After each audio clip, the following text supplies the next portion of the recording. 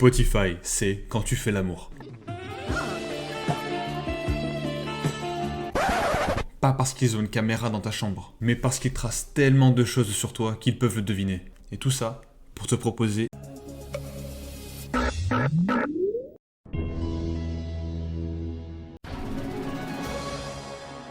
Imagine un instant cette scène.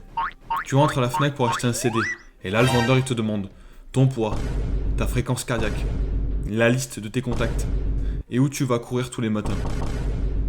Tu lui dirais d'aller se faire foutre, non? Évidemment. Pourtant avec Spotify tu dis oui. Et cela, tu l'acceptes sans même le lire. Moi aussi je l'ai fait. Et c'est là où j'ai été choqué.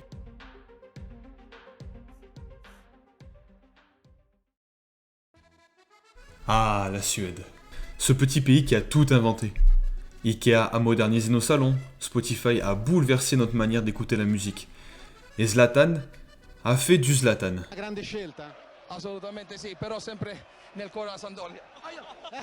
Questo è il colpo di taekwondo di Ibrahimovic. Quella è la testa di ma già mi ha fatto male qua. Adesso mi ha fatto male qua. Aujourd'hui, on va s'arrêter sur Spotify. Et si je t'en parle, ce n'est pas par hasard. Mais là, en lisant les permissions de l'application, j'avais donné à Spotify plus d'accès à ma vie privée qu'à ma propre banque. Alors, j'ai décidé de creuser. De vraiment comprendre ce qui se cache derrière cette interface élégante et ces playlists personnalisées. Et ce que j'ai trouvé va bien au-delà d'une simple surveillance. Spotify, c'est plus qu'une app.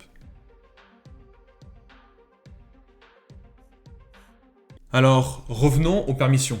Localisation GPS précise. Ok, normal, pour les concerts près de chez toi, les playlists locales, tout ça. Ok. Les contacts. Ok, un peu bizarre.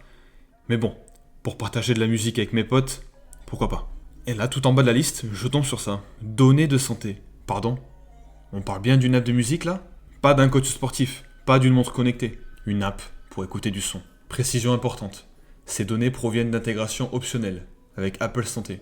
Mais une fois que tu connectes ces services à Spotify, et beaucoup comme moi le font sans s'en rendre compte, alors Spotify a désormais accès à tout. Et pourquoi Spotify a besoin de savoir à combien va mon BPM sur mon footing du matin?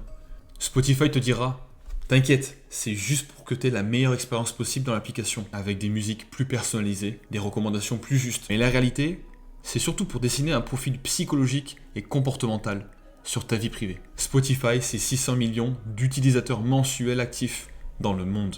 Ça fait 600 millions de profils comportementaux, donc 600 millions de vies analysées en temps réel.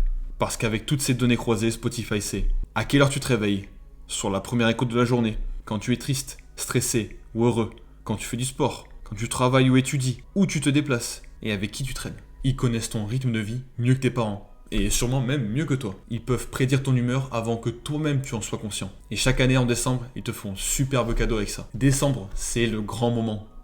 Ça y est, le récap de ton année est arrivé. Waouh, regarde, j'ai écouté 47 genres différents cette année. Mon artiste numéro 1, c'est Kiana. Regarde, je suis top 1 des auditeurs de Radiohead. Trop stylé.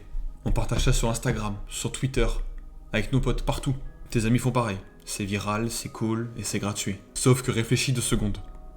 Tu viens de faire de la publicité gratuite pour Spotify.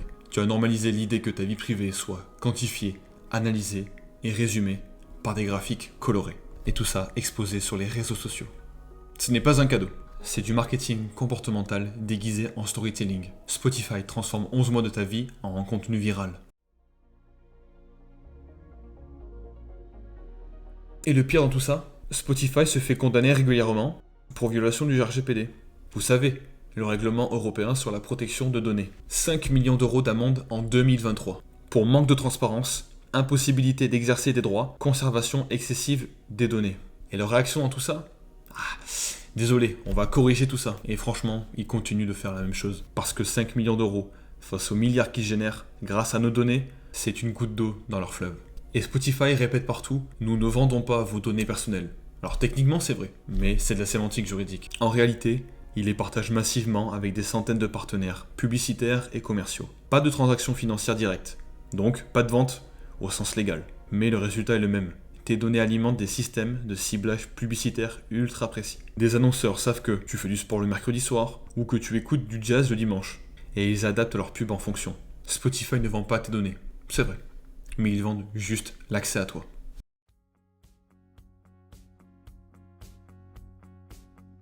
Bon, ok, on est très pessimiste depuis le début, Spotify nous surveille comme des rats de laboratoire, mais au moins, ils payent correctement les artistes. Après tout, c'est grâce à eux, les musiciens, les chanteurs, que cette plateforme existe. Il faut savoir que sur Spotify, un stream rapporte entre 3 millièmes et 5 millièmes d'euros.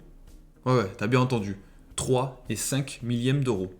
0,003 euros. Pour que tu mettes ça en perspective. Si tu veux gagner 1000 euros bruts sur Spotify, il te faut 200 à 333 000 écoutes. Parce qu'après, il faut déduire les commissions du distributeur, de 15 à 20%. Les parts du label, si tu en as un, souvent les plus grosses, 50 à 80%. Et les droits d'auteur à partager avec compositeurs et les paroliers. Le résultat, la majorité d'artistes en indé gagnent moins qu'un SMIC, malgré des milliers et parfois des centaines de milliers d'écoutes. En 2024, Spotify a fièrement annoncé que 22 000 artistes mondiaux ont généré plus de 50 000 $ sur leur plateforme. On va regarder les chiffres autrement. Il y a des millions de créateurs sur Spotify. D'un côté, 22 000 s'en sortent, d'un autre, des millions en crèvent. C'est la loi du hit, de la viralité, de l'algorithme. Et le pire, c'est que ce système est délibérément injuste. Spotify utilise un modèle de rémunération appelé prorata. Comment ça marche ? Spotify collecte tous les revenus des abonnements du mois, tes 11, 12, 13 euros, on va en parler juste après. Ils prennent une part, 30%.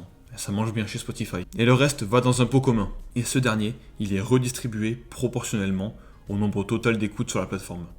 En clair, si toi tu n'écoutes que du jazz, ton argent ne va pas qu'aux artistes de jazz. Il finance aussi des stars de pop mondiales que peut-être tu n'écoutes jamais. Le résultat, 88% des revenus vont aux 3 grandes majors, Sony, Universal et Warner. Et les artistes indépendants, les niches musicales, les scènes locales, eux se contenteront de miettes. Et il existe une autre alternative, bien plus juste, le user-centric. Le principe est simple, ton abonnement de 11 euros par mois va directement aux artistes que toi, tu écoutes, et proportionnellement à ton temps d'écoute. Spotify connaît ce modèle, il a déjà été testé par d'autres plateformes, dont une française, Cocorico, Deezer.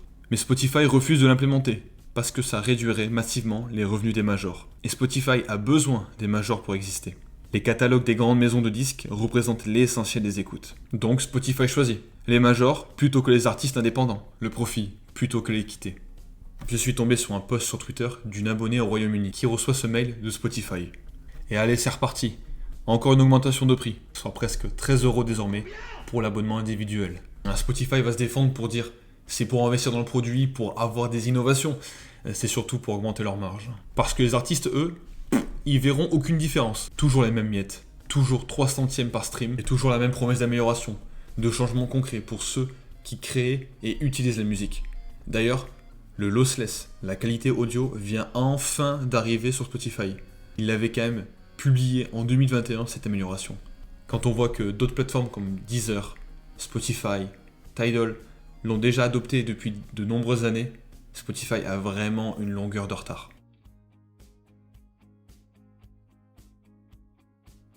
Ok, maintenant accroche-toi, parce que c'était que le début. On vient de voir que Spotify paie très mal les artistes, mais il y a pire.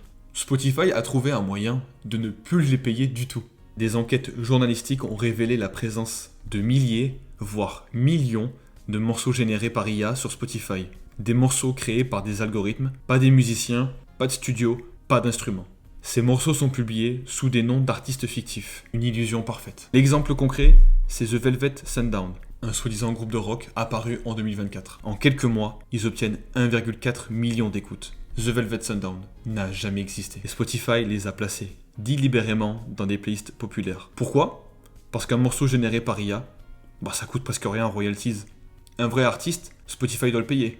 Une IA, Spotify garde la quasi-totalité des revenus.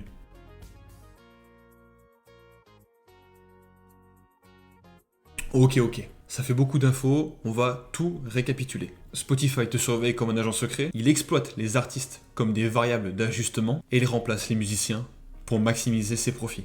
Normalement, c'est déjà assez suffisant pour s'inquiéter. Mais tu pourrais te dire, bon, c'est une entreprise privée, elle fait du profit dans un système capitaliste, rien de choquant. Sauf que Spotify ne se contente pas de faire que du business. Spotify joue aussi à un jeu de pouvoir économique, culturel et politique. Et ce pouvoir, il l'utilise pour écraser ceux qui les dérangent, pour imposer leurs règles, pour contourner des lois. Et quand ça ne suffit pas, c'est pour financer la guerre. En France, le gouvernement a proposé récemment une taxe sur le streaming musical pour financer la création et préserver la diversité. Leur réaction?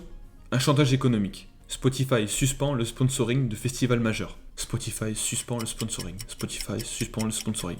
Pas facile celui-là. Leur message, il est clair et limpide. Vous voulez nous taxer? Très bien. On coupe les vivres. On tue votre écosystème culturel. Et tout ça par votre faute. Là, c'est plus que du lobbying classique. Revenons un peu en arrière, sur la pandémie du Covid. Un podcast fait fureur à ce moment-là. The Joe Rogan Experience. Et il a un contrat d'exclusivité avec Spotify. Le problème de ce podcast, il y a de la désinformation, des propos racistes, des théories complotistes et des invités anti-vax. On parle bien de la période Covid, là où des centaines, des milliers, voire des millions de personnes ont été dans les pires moments de leur vie. L'artiste Neil Young publie « Spotify peut avoir Joe Rogan ou Neil Young, mais pas les deux. Il retire sa discographie. Et d'autres vont les suivre. » La réaction de Spotify dans tout ça? Bon, il garde le podcast, il garde Joe Rogan. Adieu les autres, parce que le profit va toujours au-dessus de l'éthique pour Spotify.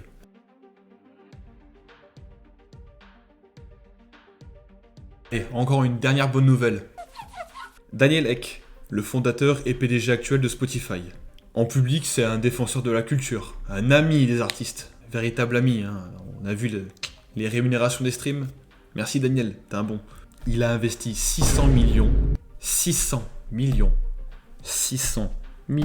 d'euros via son fonds Prima Materia dans Helsing. Mais qu'est-ce que c'est Helsing? C'est une start-up allemande de défense armement basée sur de l'IA. Ce sont des systèmes d'armes pilotés par des drones de combat autonomes. Pendant que toi, tu écoutes Chill and Focus, lui, il finance des drones autonomes, des systèmes déployés en Ukraine, utilisés donc dans des conflits armés. Alors, maintenant, pose-toi cette question. Est-ce que c'est encore de la musique? Est-ce que c'est un produit qui extrait le plus de valeur comportementale et de données possibles? Parce qu'en vérité, Spotify, ce n'est pas un service de musique. C'est une machine industrielle à extraire de la valeur sous toutes ses formes, de manière économique. Les artistes qui rémunèrent au strict minimum, tout en augmentant ses propres tarifs. La valeur comportementale, les utilisateurs qu'elle surveille en permanence pour vendre leur intention.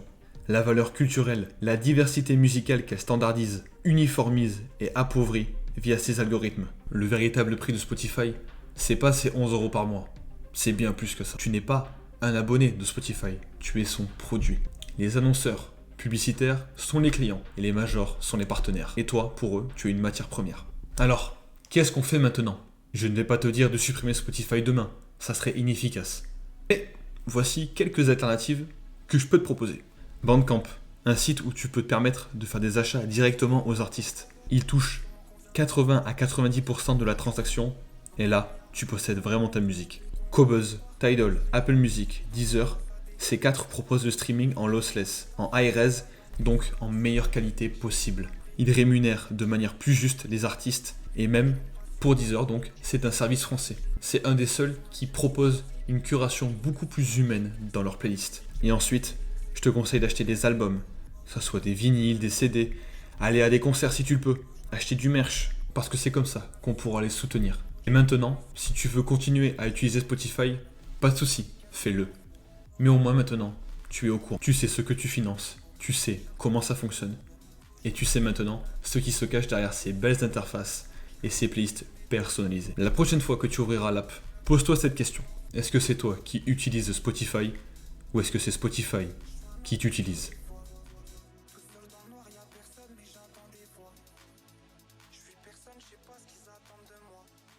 Critique mes sons, je peux bouder jusqu'à dans 2 mois. Quand je me tais, j'entends le bruit du